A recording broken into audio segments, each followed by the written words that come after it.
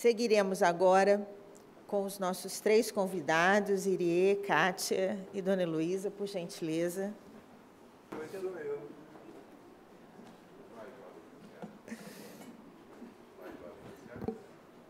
A primeira pergunta para o Irie, uma pergunta que ficamos devendo ontem. A pergunta se refere ao retorno aos planos espirituais, Irie. E uma pessoa falou sobre a condição do espírita com tanto conhecimento, no entanto, às vezes, pousando o seu conhecimento na arrogância, e o retorno para os planos espirituais de alguém de outra fé, de outros princípios, mas de coração bom, de atitude digna. E ela pede uma comparação das circunstâncias. Olha, é muito simples. Mentira não tem ideologia.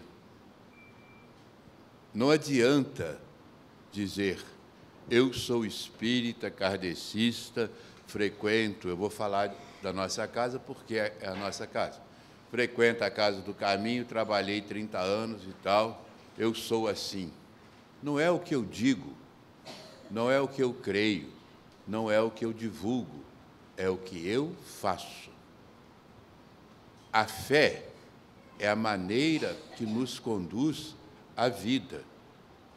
Eu tenho grandes conhecidos, alguns amigos, de religiões completamente distintas. Ontem eu comentava, eu me reuni durante muito tempo mesmo, com um pastor metodista, e nós passamos tempos e tempos discutindo sobre religião, conversando sobre religião.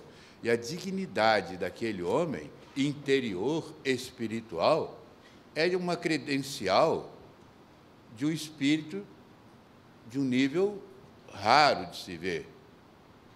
Não é o que eu creio, não é o que eu penso, é quem sou e o que eu faço.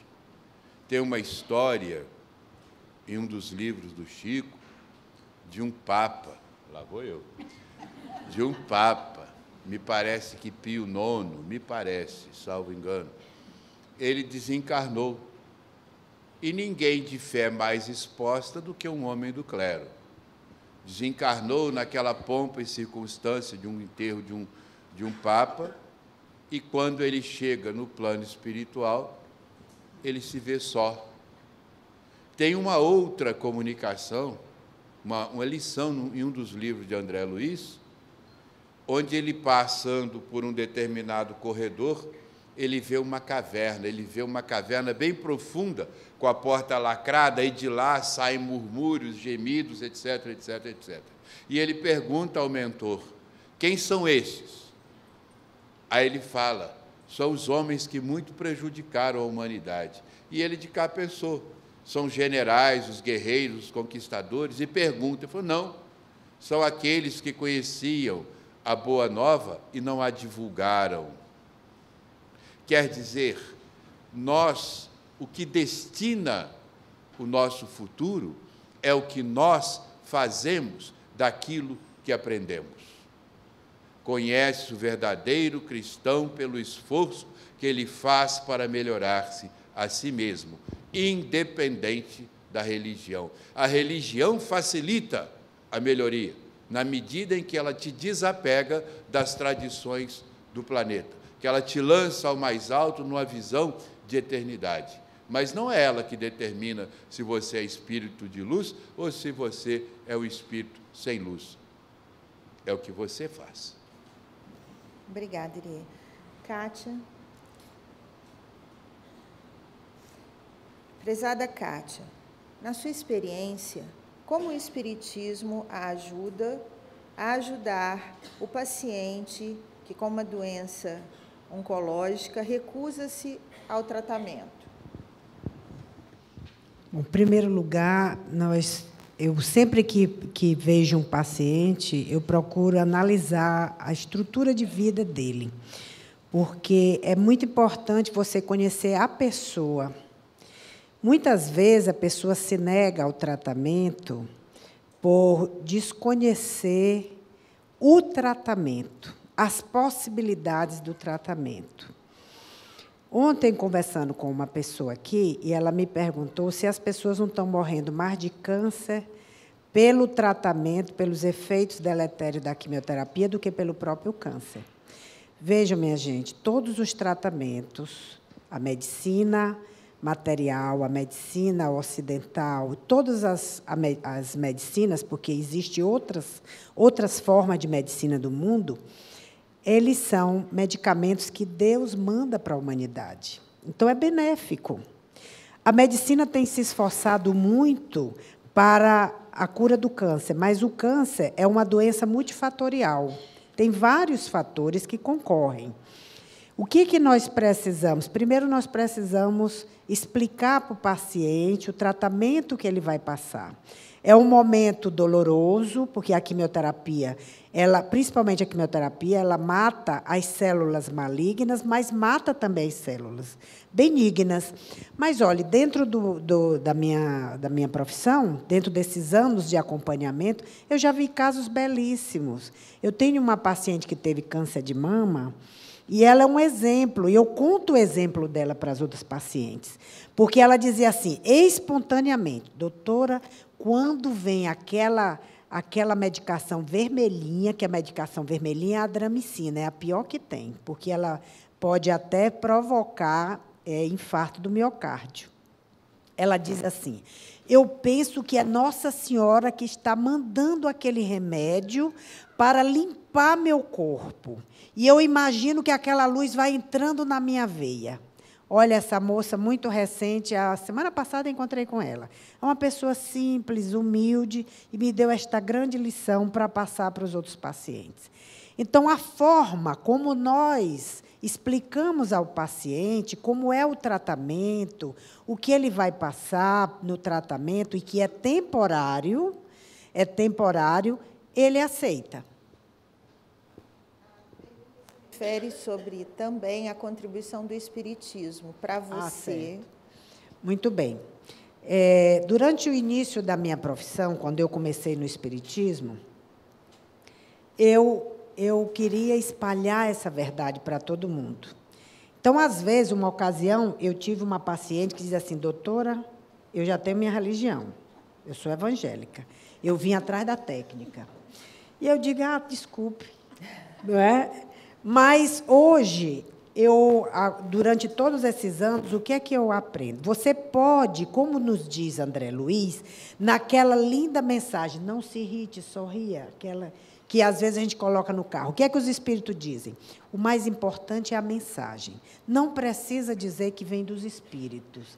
Vem de Deus as mensagens. Então, eu passo a minha experiência como espírita para os pacientes.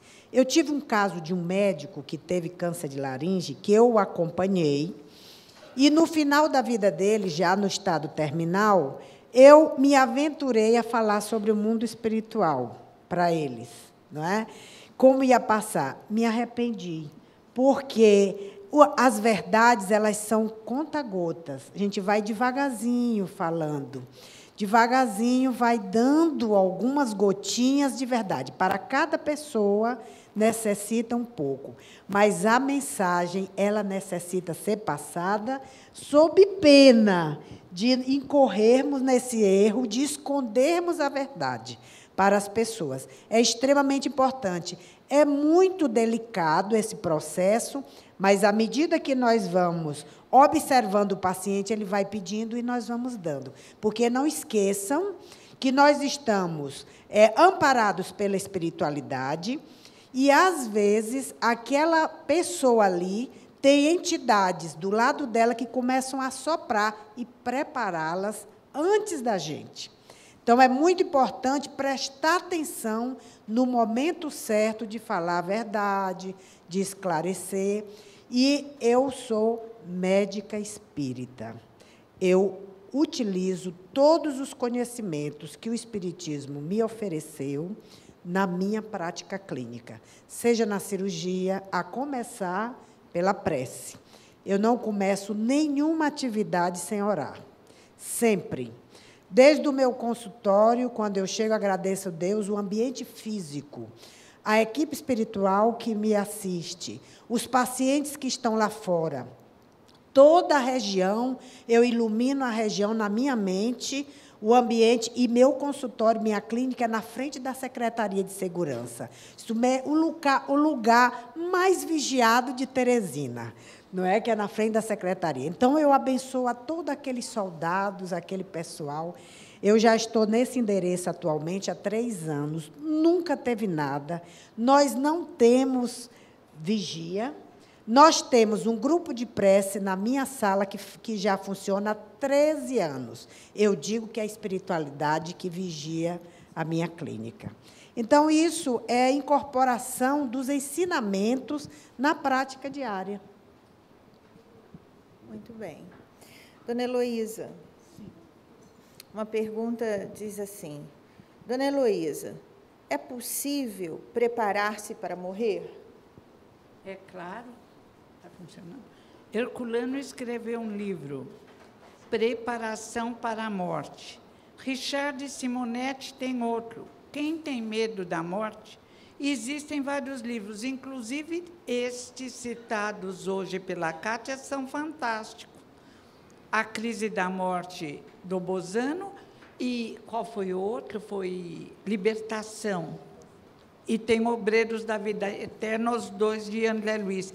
E, principalmente, que eu amo o Céu e o Inferno, do nosso mestre Kardec. Só que aqueles que vieram de filosofias, de agonia, de dor, fiquem nos espíritos felizes e nos medianos. Se for muito problemático, antes de consultar um bom médico, fique só nos espíritos felizes, porque somos pensamento e vontade. Somos o que criamos, e temos que criar um estado mental mais positivo para vencermos os problemas da vida. Senão, não conseguimos. Obrigada. Irie, uma pergunta a respeito do desencarne. Quando alguém desencarna vítima de acidente, entendemos acidente automobilístico, né? Como ele deverá ser recebido nos planos espirituais, principalmente se não houve culpa? Essa questão de culpa é relativa, porque sempre há uma relação do desencarne com o passado remoto. Então, se há uma causa, um efeito, tem uma causa. A espiritualidade superior é tão bondosa que ela guarda o momento em que nós possamos resgatar aquele débito, às vezes 1000 anos, até que tenhamos oportunidade de, no resgate, aprender. Então, a culpa não se toca, nos tange a este presente, é o passado distante. Como ele será recebido? Como todos, com a divina proteção.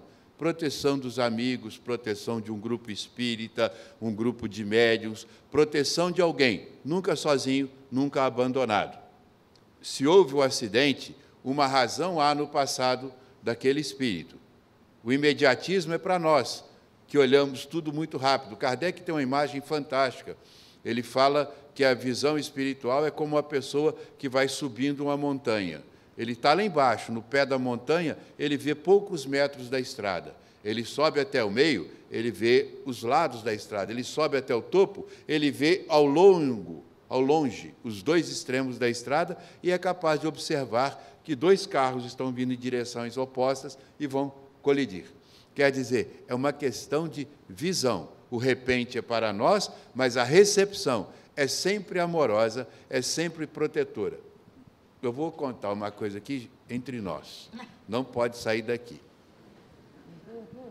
Segredo.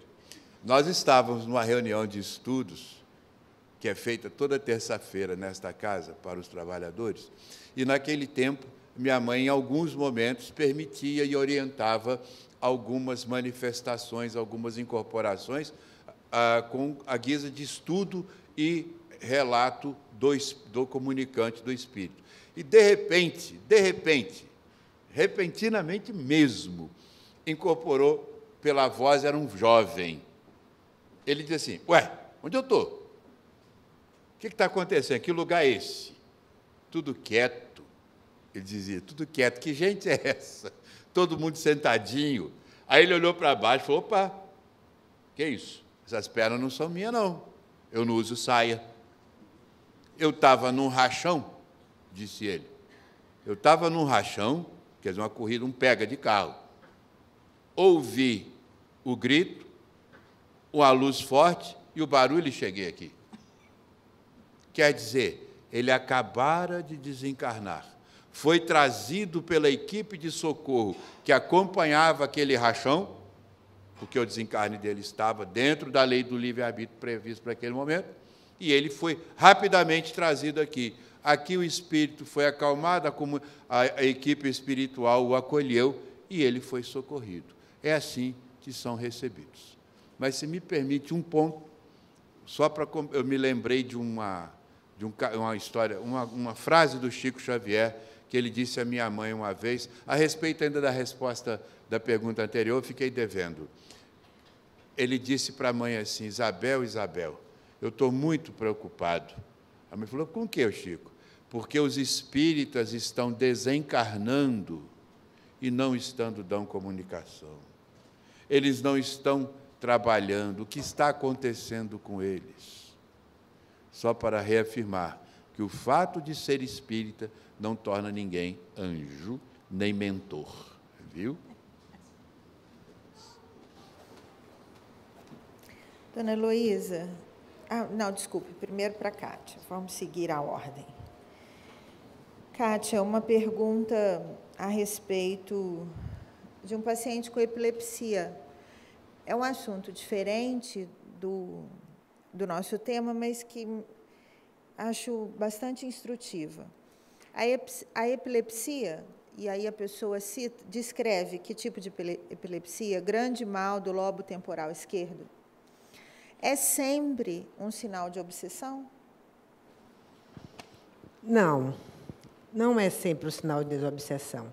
A propósito, há 15 dias atrás, nós tivemos um seminário sobre patologia mental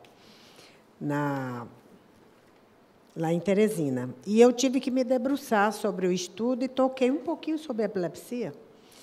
E o Chico nos dá, nos livros do André Luiz, um relato muito interessante do caso Marcelo, que é um espírita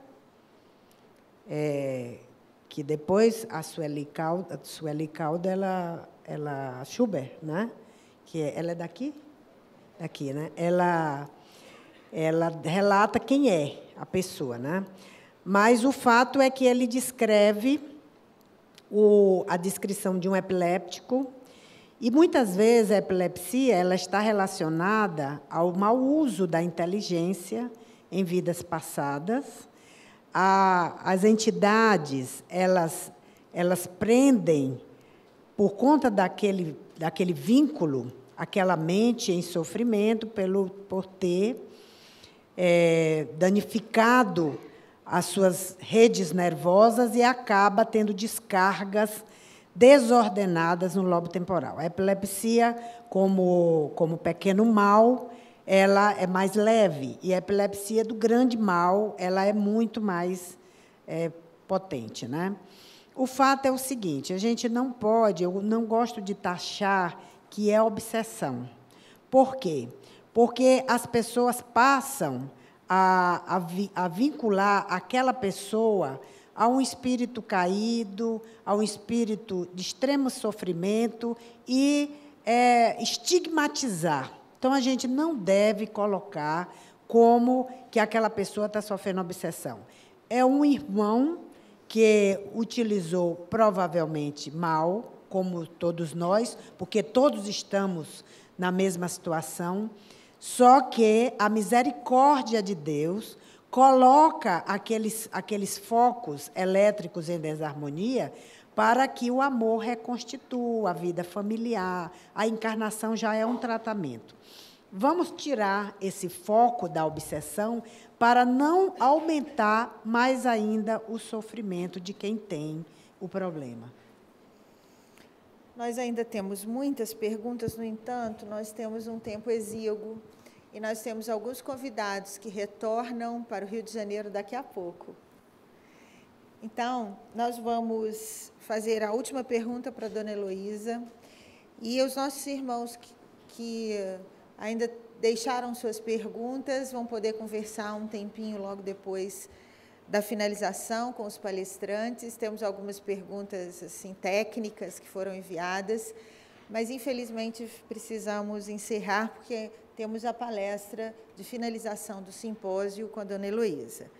A última pergunta, dona Heloísa, tem a ver com desencarne. O desencarne de Jesus está estritamente ligado à justiça divina e, por isso, consideramos prudente fazê-la, porque é algo que costuma confundir as mentes. Jesus, na sua crucificação, desencarne, usa a expressão, abre aspas, Deus, por que me abandonastes? Fecha aspas. Com essa expressão, ele quer exaltar seu lado humano diante da morte?